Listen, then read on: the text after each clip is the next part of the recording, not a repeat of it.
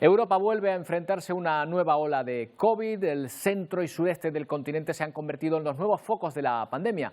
Repunte que viene propiciado en parte por los bajos índices de vacunación en algunos países y que ha elevado las tasas de infección y mortalidad hasta máximos históricos. De momento, en España, la incidencia sigue subiendo, aunque de forma muy contenida. El virus se expande en Europa. Cuando se pensaba en una nueva normalidad, la realidad apunta a tirar del freno de mano. Este repunte obedece a los bajos niveles de vacunación. Por ejemplo, Bulgaria está a la cola de la inmunización. Tiene una media de 23 fallecidos diarios por cada millón de habitantes. Rumanía engrosa un dramático ascenso, 300 fallecidos de media diaria. La evolución en Letonia es tan grave que el gobierno ha vuelto a implantar el toque de queda. Y Alemania registra 213 casos por cada 100.000 habitantes, el nivel más alto desde que comenzara la pandemia. Aquí la vacunación se ha estancado. La vieja Europa trata de incentivar la inmunización. En Austria el pasaporte COVID es necesario para acudir a un restaurante o a una peluquería. Francia y Portugal siguen creciendo. Macron ha dicho que la tercera dosis será obligatoria para obtener el certificado COVID para los mayores de 65 años.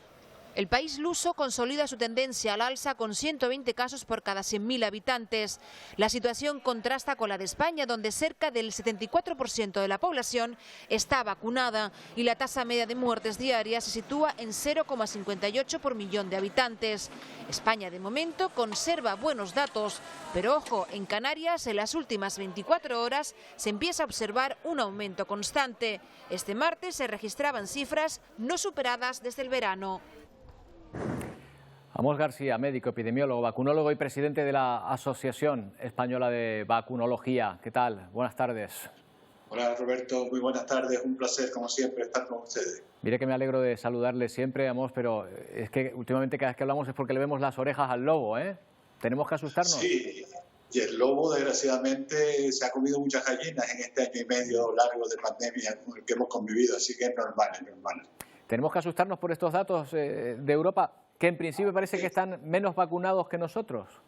Sí, yo creo que nos debemos situar en un contexto no de alarma, sino en un contexto de alerta. Porque evidentemente estamos en un momento en el que estamos teniendo un repunte en el número de casos, con una tendencia que empieza a manifestar un alza que se puede ir consolidando a lo largo de los próximos días, y en un contexto geográfico en el que la inmensa mayoría de los países europeos está teniendo un peso importante de la pandemia. De tal manera que la OMS recientemente ha manifestado que el epicentro de la pandemia está en Europa.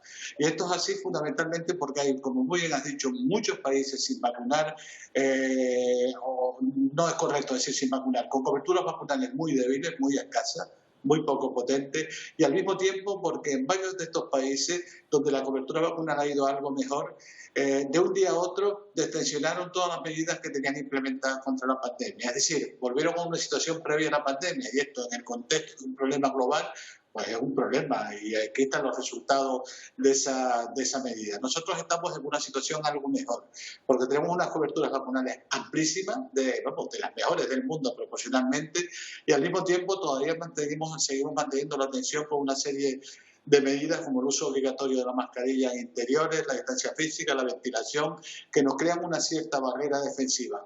Ahora bien, hay que ser conscientes de que no está todo el mundo vacunado y que, por lo tanto, la posibilidad de ir consolidando una tendencia alcista está ahí, y, por lo tanto, hay que armarnos frente a esa posibilidad. Claro, parece casi inexorable, Amos, que si estamos rodeados de países donde está subiendo la tasa, no sé, esto me recuerda mucho a la situación cuando empezó la crisis de COVID pandémica, que Italia estaba con unas tasas altísimas y todavía, el Reino Unido también, y todavía España no había llegado. ¿Puede ocurrir lo mismo? ¿Podemos empezar a repetir los mismos datos que están teniendo nuestros vecinos alrededor?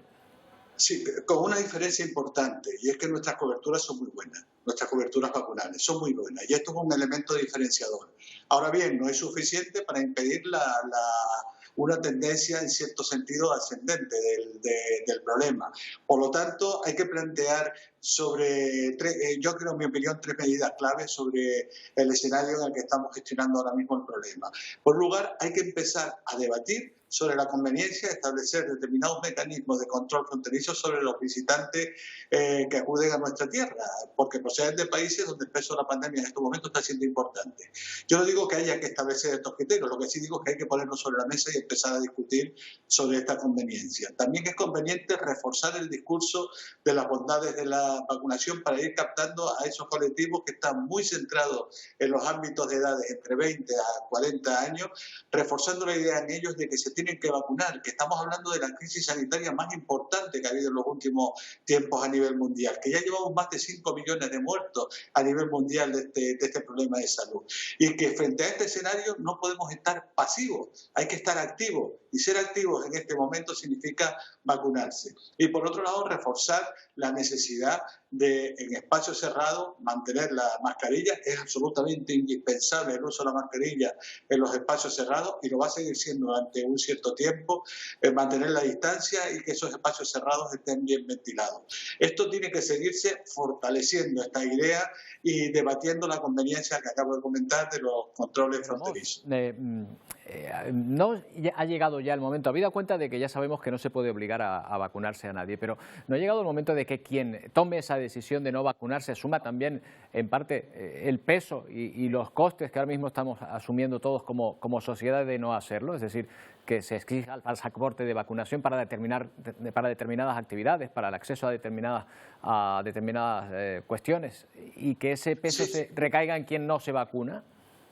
Yo creo que ya fue el momento y se planteó en nuestra tierra. Sin embargo, los tribunales decidieron que no era una medida acertada. Por ejemplo, la necesidad del pasaporte COVID, del documento que certificara que uno estaba bien vacunado para acceder a determinados establecimientos. Y legalmente no fue posible porque los tribunales decidieron que no era una medida adecuada.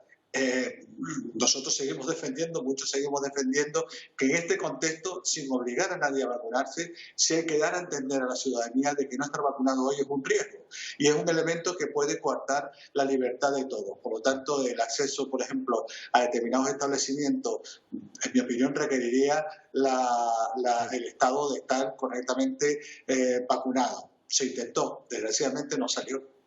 Amos García, seguiremos hablando. Muchas gracias por atendernos una vez más. Un abrazo, Roberto. Buenas tardes.